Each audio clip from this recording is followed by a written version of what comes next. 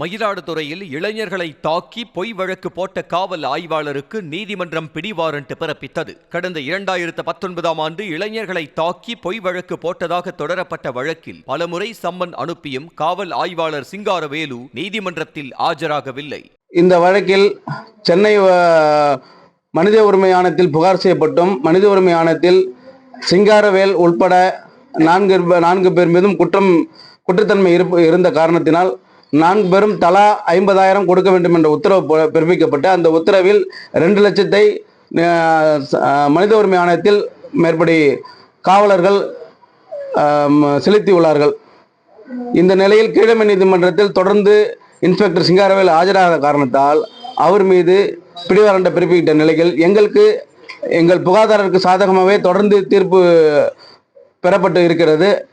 இந்த வழக்கிலும் எங்களுக்கு சாதகமாக, அதாவது புகார்தாரர் பிரவீன் பாபுக்கு சாதகமாக தீர்ப்பு கிடைக்கும் என நம்புகிறோம்.